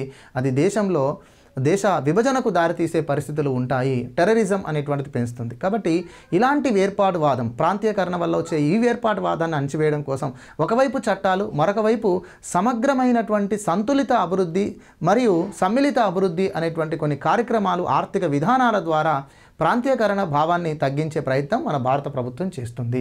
సో ఇక్కడ ఈ టాపిక్లో ప్రాంతీయకరణ వలన నష్టాలు ఏమిటి, ప్రాంతీయకరణ అంటే ఎన్ని రకాలుగా మనం చెప్పొచ్చు, ఓకేనా. సో ప్రాంతీయవాదాన్ని తగ్గించడం కోసము ప్రభుత్వం చేపట్టినటువంటి చర్యలు ఏమిటి, రాజ్యాంగంలో ఉన్నటువంటి నిబంధనలు ఏమిటి, వాటన్నిటి గురించి కూడా మనం డిస్కస్ చేయడం జరుగుతుంది. మహిళలపై హింస.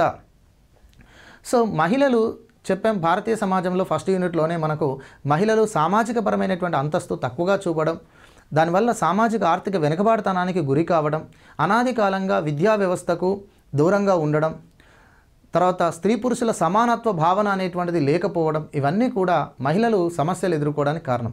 సో ఇవన్నీ కూడా మేల్ డామినేషన్ సొసైటీగా ఇండియన్ సొసైటీ ఉండడం, ఈ మేల్ డామినేషన్ సొసైటీలో సామాజిక అంతస్తు మహిళలు తక్కువగా చూపించినప్పుడు మహిళలు అనేక హింసలకు గురి కావడం జరిగింది. మరి అలాంటి హింసలకు గురైనటువంటి ఈ సమాజంలో హింసారహితమైన సమాజం మహిళల యొక్క హక్కుగా రాజ్యాంగ నిర్మాణంలో ఏర్పాట్లు ఉన్నాయి. ఆ విధమైనటువంటి చట్టబద్ధమైన హక్కులు తీసుకొచ్చాం. ఇటీవల ప్రభుత్వం అనేక కార్యక్రమాలను కూడా చేపడుతుంది. వాటన్నిటి గురించి ఇందులో మనం తీసుకుంటాం. మహిళలపై హింస కారణాలు ఏమిటి, హింస రూపాలు ఏ విధంగా ఉన్నాయి, తర్వాత మహిళలపై హింసను అరికట్టడం కోసం ప్రభుత్వం చేపట్టినటువంటి చర్యలు ఏమిటి అనేటువంటిది మనం ఇందులో చెప్పుకోవడం ఉంటుంది. తర్వాత బాలల దుర్వినియోగం, చైల్డ్ అబ్యూజ్. సో ముఖ్యంగా అంతర్జాతీయంగా ఈరోజు బాలల హక్కుల కోసము అంతర్జాతీయ తీర్మానాలు అనేటువంటివి చేయబడ్డాయి. సో అంతర్జాతీయ హక్కుల తీర్మానాలు అనేటువంటివి ఉన్నాయి, అంతర్జాతీయ సంస్థలు కూడా ఉన్నాయి బాలల హక్కుల పరిరక్షణ కోసం. సో భారతదేశం వంటి అతిపెద్ద దేశంలో, జనాభా పరంగా అతిపెద్ద దేశంలో సో బాలల సంఖ్య ఎక్కువగా ఉంది. అయితే ఈ దేశంలో బాలలు సామాజిక నిర్మాణం వల్ల కావచ్చు, లేదా ఆర్థిక వ్యవస్థ నిర్మాణంలోని లోపాల వల్ల కావచ్చు, సో బాలలు అనేక సమస్యలను ఎదుర్కొంటున్నారు. బాల కార్మిక వ్యవస్థ అయితేనేమి, తర్వాత విద్యా హక్కు అనేటువంటిది అందరికీ అందకపోవడం, తర్వాత హింసకు గురి కావడం, హింసకు దోపిడికి గురి కావడం, సో ఇవన్నీ కూడా బాలలు ఎదుర్కొంటున్నటువంటి సమస్యలు. సో ఈ విధంగా బాలల యొక్క హక్కులను హరించి వేసే విధంగా సమాజంలో బాలల దుర్వినియోగం ఏ విధంగా జరుగుతుంది, వాటి కారణాలు ఏమిటి, వాటిని నిర్మూలించాలంటే ఏం చేయాలి, తగిన చట్టాలు ఏమిటి, అంతర్జాతీయంగా ఉన్నటువంటి చట్టాలు ఏమిటి, భారత పార్లమెంట్ చేసినటువంటి చట్టాలు ఏమిటి, వివిధ సంస్థలు ఏమిటి, వీటన్నిటి గురించి ఇందులో మనం డిస్కస్ చేయడం ఉంటుంది. తర్వాత బాల కార్మిక వ్యవస్థ మనకు తెలిసిందే, చైల్డ్ లేబర్ అనేటువంటిది భారతదేశంలో అనాది కాలంగా ఉంది. సో ఈ చైల్డ్ లేబర్ అనేటువంటిది బాలలకు విద్యా హక్కులతో పాటుగా ఇతర సమానత్వపు హక్కులను దూరం చేస్తుంది. కాబట్టి బాల కార్మిక వ్యవస్థ నిర్మూలన కోసం ఎలాంటి అంశాలు ఉన్నాయి, ఎలాంటి చట్టాలు ఉన్నాయి అనేది చూస్తాం. ఇక ఒక ఇంట్రెస్టింగ్ టాపిక్ మరియు ప్రస్తుతం ప్రపంచము యువత అశాంతి మరియు ఆందోళన అనే దానిపైన ఎక్కువగా కాన్సన్ట్రేషన్ చేస్తుంది. ఎందుకంటే ప్రపంచంలో యువశక్తిని సరిగా ఉపయోగించుకున్నట్లయితే, సో యువశక్తి అనేటువంటిది సక్రమమైనటువంటి మార్గంలో లేనట్లయితే అది ప్రపంచానికి నష్టం కలిగిస్తుంది. ఓకేనా? సో ఆ విధంగా ప్రపంచంలోని అత్యధిక యువశక్తి కలిగినటువంటి యువతలు ఉన్నటువంటి దేశం భారతదేశం. మరి ఈ భారతదేశంలో సో యువ అశాంతి అనేటువంటిది, ఆందోళన అనేటువంటి దాన్ని ప్రభుత్వం ఖచ్చితంగా పట్టించుకోవాలి. సో యూత్ అన్రెస్ట్, అజిటేషన్ అనేటువంటి దాన్ని కంట్రోల్ చేయనట్లయితే సో అది దేశానికి నష్టం కలిగిస్తుంది. కాబట్టి యూత్ అన్రెస్ట్ కారణాలు ఏమిటి, వీటన్నిటి గురించి కూడా మనం ఇందులో తెలుసుకుంటాం. సో ఇటీవల వికసిత భారత్ అని చెప్పేసి మన భారత ప్రభుత్వం 2047 నాటికి భారతదేశం ఒక అగ్రదేశంగా, అన్ని రంగాలలో అభివృద్ధి చెందిన దేశంగా ఉంటుంది అని చెప్పేసి ఒక లక్ష్యంతో, ఒక సంకల్పంతో ముందుకెళ్తుంది. అయితే దీనికి కారణము యువతనే. ఎందుకంటే ఈ భారతదేశంలో యువశక్తి అనేటువంటిది ఎక్కువగా ఉంది. మనకు నేషనల్ యూత్ పాలసీస్ అనేటువంటివి ఉన్నాయి. నేషనల్ యూత్ పాలసీస్ 2003లో మొదటిసారిగా చేయడం జరిగింది. తర్వాత మళ్ళీ సెకండ్ పాలసీ అనేది చేశారు. సో ఫస్ట్ మనము యూత్ అంటే 15 నుంచి 35 సంవత్సరాల వరకు అని చెప్పేసి అనుకున్నాం. అయితే ఇటీవల కొత్త youth policy, national youth policy ప్రకారం 15 నుంచి 29 వరకు మనం యూత్గా కన్సిడర్ చేస్తాం. సో ఈ 15 నుంచి 29 వరకు కనుక మనం పాపులేషన్ తీసుకుంటే దాదాపుగా 27% పాపులేషన్ ఈ దేశంలో ఉంది. అదే 15 to 35 వరకు తీసుకుంటే మనకు ఎక్కువగా 40% ఎబోవ్ పాపులేషన్ మనం యూత్ పాపులేషన్గానే పేర్కొంటాం. మొత్తం 35 సంవత్సరాల లోపు ఉన్నటువంటి వారి భారతదేశంలో దాదాపుగా 60% వరకు ఉంటారు అని చెప్పేసి మనకు లెక్కలు చెప్తున్నాయి, సెన్సెస్ చెప్తున్నాయి. కాబట్టి ఇంత యువశక్తి కలిగిన ఈ భారతదేశంలో సో యువశక్తి అనేది భారతదేశానికి ఒక వెన్నుముకగా ఉంటుంది. కాబట్టి సో ఈ నైపుణ్యాభివృద్ధి కనుక సరిగా చేసినట్లయితే 2047 నాటికి భారతదేశం అగ్రదేశంగా ఉండబోతుంది అని చెప్పేసి ఒక రకమైనటువంటి స్ట్రాటజీని, ఒక రకమైన సంకల్పంతో మనం భారత ప్రభుత్వం ముందుకెళ్తుంది. అయితే ఈ క్రమంలో అనేక రంగాలను, అనేక సెక్టార్స్ను దృష్టిలో పెట్టుకొని 2047 నాటికి అభివృద్ధి వైపు వెళ్ళాలి. అయితే అందులో ముఖ్యంగా యువశక్తిని సరిగా తీర్చిదిద్దాల్సినటువంటి అవసరం కూడా ఉంది. అందుకే 2023 సంవత్సరంను యువశక్తి సంవత్సరంగా పేర్కొంటూ యువశక్తికి సంబంధించినటువంటి దానిలో యువత అశాంతి, ఆందోళనకు సంబంధించినటువంటి వాటిని అరికట్టాలి అనేటువంటి అంశాలను కూడా మనకు తీసుకోవడం జరిగింది. సో కాబట్టి ఈ టాపిక్లో యువశక్తి, యువ నైపుణ్యం, యువజన శక్తి యొక్క నైపుణ్యాన్ని అభివృద్ధి కోసం ఏ కార్యక్రమాలు ఉన్నాయి, ఏ సంస్థలు ఉన్నాయి, ఎలాంటి చట్టాలు చేశారు అనేటువంటివన్నీ కూడా మనం తెలుసుకోవడం జరుగుతుంది. ఓకే, తర్వాత ఇక ఇందులో మనకు చివరి యూనిట్గా ఉన్నటువంటిది సంక్షేమ యంత్రాంగం, వెల్ఫేర్ మెకానిజం అని అంటాం. ఇందులో వివిధ వెనుకబడిన వర్గాలు వారి యొక్క ప్రత్యేక హక్కులు, సో వారి యొక్క సంక్షేమం కోసం ప్రభుత్వం చేసినటువంటి చట్టాలు, కార్యక్రమాలు, ప్రభుత్వ విధానాలు, వీటన్నిటి గురించి కూడా ఇందులో మనం డిస్కస్ చేయడం జరుగుతుంది. సో ఇది ఒకంత జనరల్గా ఉన్నటువంటి టాపిక్ సొసైటీలో. దీనిలో మనకు కొన్ని పాలిటీ అంశాలు, దానితో పాటుగా కొన్ని పథకాలు, ఈ కార్యక్రమాలు అనేటువంటి కరెంట్ ఇష్యూస్కు సంబంధించిన అంశాలు ఇందులో మనకు వస్తాయి. కాబట్టి ఈ టాపిక్లో ఈ యూనిట్లో మనం తీసుకున్నట్లయితే పాలసీస్ మరియు వాటికి సంబంధించిన సంక్షేమానికి సంబంధించిన పాలసీస్, కార్యక్రమాలు అంటున్నాం. సో అందులో షెడ్యూల్డ్ కులాలు. ఓకేనా? సో భారతదేశంలో షెడ్యూల్డ్ కులాలు అనేటువంటి ఈ పదాన్ని మొదటిసారిగా మనకు సైమన్ కమిషన్ ఉపయోగించినట్టుగా పేర్కొంటారు.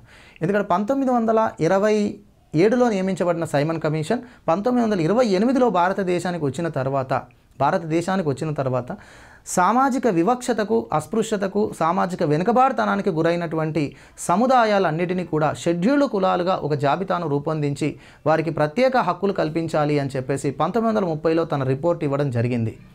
అయితే అంతకుముందు వీరిని హరిజనులు అని వివిధ రకాలుగా పేర్కొనడం జరిగింది. భారతదేశంలో షెడ్యూల్డ్ కులాల వారిని హరిజనులుగా పేర్కొన్నటువంటి వ్యక్తి నర్సింగ్ మెహతా. హరిజనులు అనేటువంటి పదానికి ఎక్కువగా ఆదరణ, ప్రాచుర్యంలోకి తీసుకొచ్చినటువంటి వ్యక్తి, హరిజనుల హక్కుల కోసం కృషి చేసినటువంటి వ్యక్తిగా గాంధీజీ గారిని మనం పేర్కొనడం జరుగుతుంది. సో కాబట్టి ఇక్కడ షెడ్యూల్డ్ కులాలు అనేటువంటి ఈ అంశం ఏ విధంగా వచ్చింది, షెడ్యూల్డ్ కులాల సంక్షేమం కోసం, వారి హక్కుల పరిరక్షణ కోసం ఎలాంటి చట్టాలు ఉన్నాయి అనేటువంటిది బ్రిటిష్ వారి కాలం నుంచి మొదలుకొని ప్రస్తుతం రాజ్యాంగబద్ధంగా ఉన్నటువంటి హక్కులు ఏమిటి అనేటువంటిది మనము డిస్కస్ చేయడం అనేటువంటిది జరుగుతుంది. సో అదేవిధంగా షెడ్యూల్డ్ తెగలు, అదేవిధంగా షెడ్యూల్డ్ తెగలు, సో అదేవిధంగా మనకు ఇంకా తీసుకుంటే మైనారిటీలు. సో భారతదేశంలో భారత రాజ్యాంగంలో మైనారిటీ హక్కులు అనేటువంటివి వివిధ నిబంధనలను కలిగి ఉన్నాయి. మైనారిటీ హక్కుల గురించి వివిధ నిబంధనలు ఉన్నాయి భారత రాజ్యాంగంలో. కానీ మైనారిటీలు ఎవరు అనేటువంటి ఒక వర్గీకరణ మరియు నిర్వచనం అనేటువంటిది లేదు. అయితే ఇది 1992లో పార్లమెంట్ జాతీయ మైనారిటీ కమిషన్ చట్టంను తీసుకొచ్చి మైనారిటీల యొక్క వర్గీకరణను పేర్కొంది. సో ఆ విధంగా భారతదేశంలో రాజ్యాంగం ప్రకారం ఉన్న మైనారిటీ హక్కులు ఇప్పుడు మనకు మతపరమైన మైనారిటీలు, భాషాపరమైన మైనారిటీల వర్గీకరణ ద్వారా పొందడం జరుగుతుంది. సో కాబట్టి మైనారిటీ హక్కులను రాజ్యాంగం పేర్కొంది, కానీ ఎవరు మైనారిటీల వర్గీకరణ మాత్రం రాజ్యాంగంలో లేదు. అది చట్టబద్ధంగా చేశాము. మతపరమైన మైనారిటీలు భారతదేశంలో హిందువులు మినహా ఇతర మతాల ప్రజలందరూ కూడా మతపరమైన మైనారిటీలు అని చెప్పేసి అంటున్నారు. ఇక ఒక రాష్ట్రంలో భాషాపరంగా ఎవరైతే అల్పసంఖ్యాక ప్రజలు ఉంటారో వారిని భాషాపరమైన మైనారిటీలుగా పేర్కొనడం జరుగుతుంది. ఇలా భాషాపరమైన మైనారిటీల హక్కులు, మతపరమైన మైనారిటీ హక్కులు అనేటువంటివి రాజ్యాంగంలో ఉన్నాయి.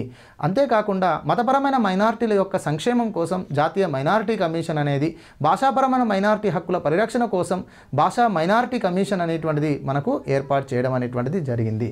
సో ఈ రకంగా మైనారిటీల హక్కులకు సంబంధించినటువంటి వివిధ కార్యక్రమాలు ఏమిటి, తర్వాత పథకాలు ఏమిటి, ప్రభుత్వ విధానాలు ఏ విధంగా ఉన్నాయి అనేటువంటిది కూడా మనం తెలుసుకోవడం జరుగుతుంది.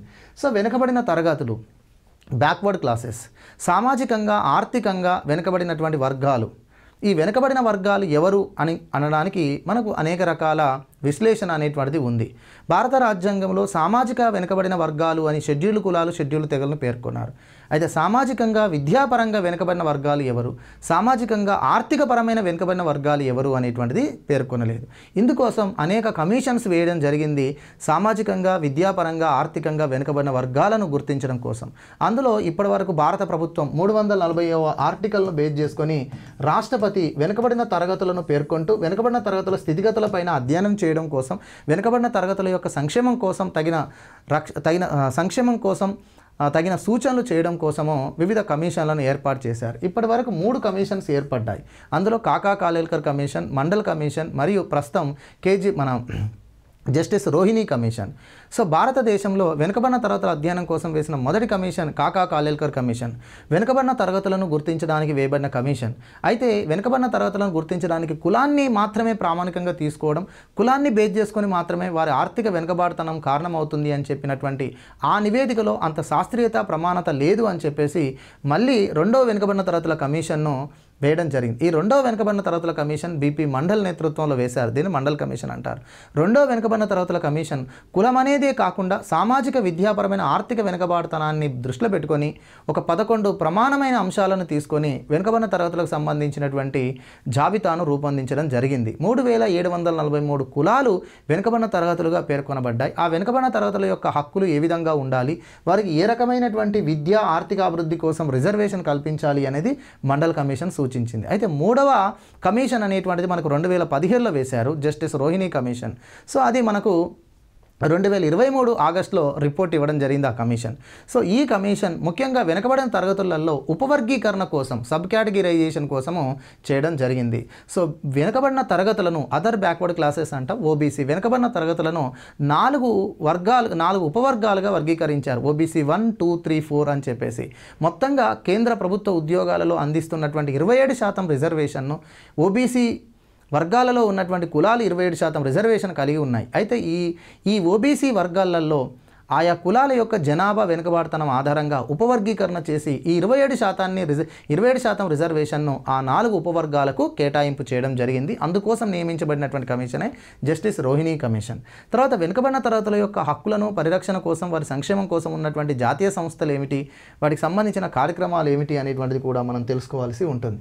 అదేవిధంగా మహిళలు అనేటువంటి టాపిక్ చూడండి. ఇక్కడ మహిళలు అనేటువంటి టాపిక్ మీకు మొదటి యూనిట్లో, సెకండ్ యూనిట్లో వచ్చింది మరియు థర్డ్ యూనిట్లో వచ్చింది.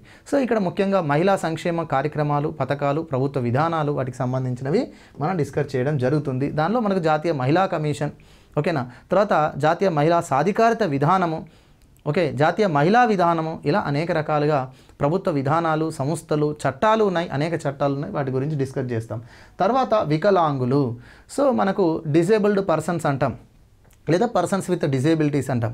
సో ఈ వికలాంగులను ప్రస్తుతం మనకు 2016 నుంచి మన భారత ప్రభుత్వము దివ్యాంగులుగా పేర్కొనడం జరుగుతుంది. సో భారత ప్రధానమంత్రి వీరిని దివ్యాంగులుగా పేర్కొనాలి అని 2016లో కొత్త చట్టం అనేది తీసుకొచ్చారు. దాని ప్రకారం 21 రకాల వైకల్యాన్ని మనం వికలాంగులుగా 21 రకాలలో ఏ ఒక్క వైకల్యం కలిగి ఉన్న వారిని వికలాంగులు అంటారని చెప్పేసి పేర్కొంటున్నారు. సో మరి ఈ వికలాంగుల హక్కుల కోసం తీసుకొచ్చిన చట్టాలు ఏమిటి, వికలాంగుల హక్కుల పరిరక్షణ కోసం ఉన్నటువంటి సంస్థలు ఏమున్నాయి, కార్యక్రమాలు ఏమున్నాయి అనేటువంటివి ఇందులో మనం చూడడం జరుగుతుంది. అదేవిధంగా బాలల సంక్షేమానికి సంబంధించినటువంటి కార్యక్రమాలు. సో ఇవన్నీ కూడా మనకు ఈ రకంగా ఇండియన్ సొసైటీలో తీసుకుంటే 3 యూనిట్లలో ప్రతి టాపిక్ అనేటువంటిది కూడా చాలా ఇంట్రెస్ట్గా, దాంతోపాటుగా బేసిక్ పాయింట్స్తో పాటుగా మంచి కంటెంట్ అనేటువంటిది కూడా మనం తెలుసుకోవడానికి ఉంటుంది. ఎగ్జామ్ పాయింట్ ఆఫ్ వ్యూలో మనం చదివే విధానం అనేటువంటిది మనకు తెలిసి ఉండాలి. ఏంటిది అంటే ఒకటి అప్డేటెడ్ అంశాలు అనేటువంటివి ఉండాలి. సో రీసెంట్గా వారికి సంబంధించినటువంటి ఆ టాపిక్ సంబంధించి రీసెంట్గా ఏమైనా కార్యక్రమాలు ఉన్నా వాటన్నిటి గురించి కూడా మనం తెలుసుకోవాల్సినటువంటి అవసరం ఉంటుంది. ఆ రకంగా అప్డేటెడ్ చేసుకొని చదివినట్లయితే ఇందులో మనం ఎక్కువ స్కోర్ చేయొచ్చు. సో ఏపీ గ్రూప్ 2 ప్రిలిమ్స్లో 150 మార్కుల స్కోరింగ్ కలిగినటువంటి 5 సబ్జెక్టులు కలిగినటువంటి ప్రిలిమ్స్లో మరి హాట్ టాపిక్గా కొత్త హాట్ సబ్జెక్టుగా ఎక్కువ మంది అభ్యర్థులు ఆలోచించేది సొసైటీ అనేది మనందరికీ తెలుసు. ఎందుకంటే ఇండియన్ హిస్టరీ, జాగ్రఫీ, అదేవిధంగా కరెంట్ అఫైర్స్, తర్వాత అర్థమెటిక్ రీజనింగ్ అనేటువంటిది జనరల్గా మిగతా కాంపిటేటివ్ ఎగ్జామ్స్కు మనం ప్రిపేర్ అయినప్పుడు అవి ఉన్నవి. సొసైటీ అనేది ఫస్ట్ టైం మనకు ఏపీ గ్రూప్ 2లో మెన్షన్ చేశారు. సొసైటీలో 30 మార్కులలో మరి ఎక్కువ స్కోరింగ్ ఎలా చేయొచ్చు అంటే 30కి 25 పైన స్కోరింగ్ చేసేటువంటి అవకాశం కూడా ఉన్నటువంటి సబ్జెక్టు సొసైటీ అని గుర్తుంచుకోండి. ఎందుకంటే సబ్జెక్టు లిమిటెడ్ సబ్జెక్ట్, అదొకటి ఫస్ట్ అర్థం చేసుకోండి. మిగతా మీరు జాగ్రఫీ తీసుకున్నా, ఇండియన్ హిస్టరీ తీసుకున్నా సబ్జెక్ట్ అనేటువంటిది సబ్జెక్టు సిలబస్ అనేటువంటిది వ్యాస్ట్గా కనబడుతూ ఉంటుంది. ఓకేనా, దాంతోపాటు సోర్స్ ఆఫ్ ద మెటీరియల్ అనేటువంటిది చాలా ఎక్కువగా ఉంటుంది. కానీ సొసైటీకి సంబంధించింది లిమిటెడ్ సబ్జెక్ట్ ఉంది, లిమిటెడ్ సిలబస్ ఉంది. దానికి సంబంధించిన సోర్స్ ఆఫ్ మెటీరియల్ అనేటువంటిది కూడా కరెక్ట్గా ఎంచుకోవాల్సినటువంటి అవసరం ఉంది. దాంతోపాటుగా మనకు కరెంట్ ఇష్యూస్ అనేటువంటివి కూడా అప్డేట్ చేసుకొని కరెంట్ ఇష్యూస్ను కూడా ఆ సబ్జెక్ట్లోని టాపిక్స్కు వాటికి సంబంధించిన కరెంట్ ఇష్యూస్ను కూడా మనం నోట్ చేసుకొని చదివినట్లయితే ఎక్కువ స్కోర్ చేయడానికి అవకాశం ఉంటుంది. ఓకే, సో ఇది ఇండియన్ సొసైటీకి సంబంధించినటువంటి ఒక సిలబస్ పైన మరియు పాఠ్యాంశాలపైన ఒక ఓవర్వ్యూ. ఓకే, సో దీని గురించి మీకు ఆల్రెడీ కోర్స్ అనేటువంటిది మనకు అవైలబుల్ ఉంది. సో దాంతోపాటుగా ఎప్పటికప్పుడు కరెంట్ ఇష్యూస్ అనేటువంటివి కూడా అప్డేట్ చేసుకోవాల్సినటువంటి అవసరం ఉంది అనేటువంటిది మాత్రం గుర్తుంచుకోండి. ఓకేనా, రైట్, థ్యాంక్ యూ.